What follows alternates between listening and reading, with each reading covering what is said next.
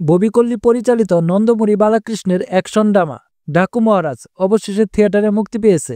সিনেমাটি একটি প্রতিশোধমূলক অ্যাকশন ড্রামা হিসেবে তৈরি করা হয়েছে, যেখানে দরিদ্র, দুর্নীতি এবং অপরাধের বিরুদ্ধে বালাকৃষ্ণকে বিদ্রোহের মতো প্রতিবাদ করতে দেখা যায়। ডাকু মহারাজ প্রথম দিনে দারুণ সাফল্য অর্জন করেছে। সিনেমাটি আয় করেছে ৫৬ কোটি রুপি, যা তার অন্যতম সর্বোচ্চ প্রথম দিনের আয়ের রেকর্ড। ভক্তরা সিনেমাটির জন্য সাফল্য উদযাপন করছেন এবং এটি ২০২৫ সালের প্রথম তেলুগু ব্লকবাস্টার সিনেমা হবে। আমরা এই ভিডিওতে সিনেমাটি রিভিউ করব। চলুন তাহলে শুরু করা যাক। সিনেমাটি ডাকু মহারাজ অর্থাৎ নন্দমুরি বালাকৃষ্ণকে ঘিরে শুরু হয়। একটি চটকদার এবং দেখার মতো মনোমুগ্ধকর রাতের অ্যাকশন দৃশ্য দিয়ে শুরু করা হয়, যা সিনেমাটির জন্য সুর তৈরি করে। বালাকৃষ্ণ একজন সম্মানিত স্কুল অধ্যক্ষের বাড়িতে ড্রাইভারের ভূমিকায় অভিনয় করেন, যেন পরবর্তীতে তার নাতনি বৈষ্ণবীকে বিলনদের হাত থেকে রক্ষা করা যায়। ইতিমধ্যে মহারাষ্ট্র পুলিশ নানাজিকে গ্রেফতারের অভিযানে রয়েছে। সিনেমাটি ফ্ল্যাশব্যাকে চলে যায় এবং কিভাবে সে ভয়ঙ্কর ডাকু মহারাজ হয়ে ওঠে তার অতীত দেখানো হয়। অন্যদিকে যখন তার পুরনো শত্রু বলবন্ত সিং ঠাকুর অর্থাৎ ববি দেওল কিছু পুরনো প্রতিশোধ নিতে ফিরে আসে, তখন সিনেমাটির আসল কাহিনী শুরু হয়। আসলে তার অতীত কি, পুলিশ কেন তাকে খুঁজছে, তার পিছনের গল্পে কি রহস্য লুকিয়ে আছে, এই ঘটনাগুলোর সাথে ববি দেওল কিভাবে জড়িত, এবং সবচেয়ে গুরুত্বপূর্ণ বিষয় হলো ডাকু মহারাজকে। সিনেমাটিতে এই রহস্যগুলো তুলে ধরা হয়েছে।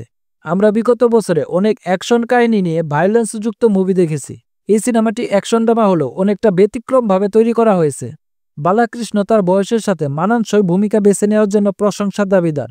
নানাজি হিসেবে তিনি বিশ্বাসযোগ্য এবং ডাকু মহারাজ হিসেবে তিনি হিংস্র এবং তীব্র অভিনয় করেছেন। তার চরিত্রের বৈশিষ্ট্যগুলি ভালোভাবে সম্পন্ন হয়েছে এবং ভক্তদের আনন্দ দেওয়ার মতো অনেক কিছু রয়েছে। অ্যাকশন সিকোয়েন্সগুলিতে তার তীব্রতা দুর্দান্ত ছিল। সরসিংহ রেড্ডি এবং নরসিংহ নাইডুতে তার আইকনিক ভূমিকার প্রতিধ্বনি তুলে ধরেছে। তেলুগু সিনেমাতে বলবন্ত সিং ঠাকুরের ভূমিকায় প্রথম অভিষেক করে ববি দেওল। সিনেমাটিতে তার ভয়ঙ্কর উপস্থিতি নিয়ে এসেছেন, তবে তার চরিত্রটিকে আরও উন্নত করা যেত। ভিলেন হিসেবে একটি শক্তিশালী কাহিনী এবং ভয়ঙ্কর রূপ দিয়ে ডাকু মহারাজের একজন দুর্দান্ত প্রতিযোগী হিসেবে তুলে ধরা যেত।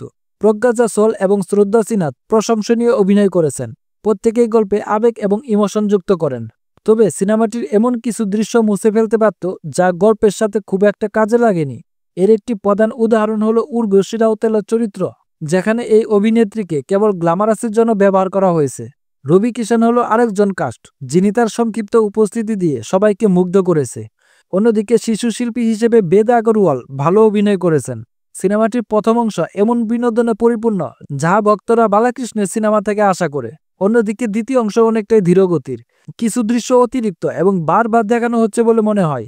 তবে গল্প এবং চিত্রনাট্যের ওপর আরও বেশি মনোযোগ দেওয়া হলে, বিশেষ করে সিনেমাটির দ্বিতীয় অংশে, তাহলে সিনেমাটি আরও উন্নত হতো। থামানের সঙ্গীত সিনেমার ড্রামা এবং অ্যাকশনগুলিকে যেন প্রাণ দিয়েছে, কিন্তু ব্যাকগ্রাউন্ড মিউজিক একাধিক জায়গায় রজনীকান্ত অভিনীত অনিরুদ্ধের দ্বারা অনুপ্রাণিত বলে মনে হয়। অন্যদিকে বিজয় কার্তিক কানানের সিনেমাটোগ্রাফি দুর্দান্ত ছিল। সবুজ পাহাড়, মরুভূমি অঞ্চল এবং তুষারপাত দৃশ্যের বিপরীত ল্যান্ডস্কেপগুলোকে সুন্দরভাবে ধারণ করেছে। অ্যাকশন কোরিওগ্রাফি সিনেমাটির জন্য একটি বিশাল হাইলাইট। অ্যাকশন সিকোয়েন্সগুলো খুব সুন্দরভাবে তৈরি করা হয়েছে, যা গল্পে অতিরিক্ত শক্তি যোগ করে। এই সিনেমাটির বাজেট হচ্ছে ওভারঅল ১৪০ কোটি রুপি। বাজেট বিবেচনা করে এই সিনেমাটির চিত্রায়ন এবং ভিজুয়াল ইফেক্টগুলো প্রশংসনীয় এবং দেখার মতো চোখ জুড়ানো কিছু দৃশ্য তৈরি করেছে।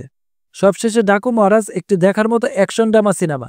আপনি সিনেমার গল্পটি অনুমান করতে পারবেন না। পরিচালক ববি কল্লি বালাকৃষ্ণকে সুন্দরভাবে এবং স্টাইলিংভাবে উপস্থাপন করার ক্ষেত্রে ভালো কাজ করেছেন। অ্যাকশন সিকোয়েন্স এবং আবেগময় মুহূর্তগুলো ভালোভাবে সম্পাদিত হয়েছে। তবে সিনেমাটির ভুলগুলির মধ্যে রয়েছে অনুমানযোগ্য প্লট, বাড়তি চরিত্র এবং দ্বিতীয় অংশ ধীরগতির।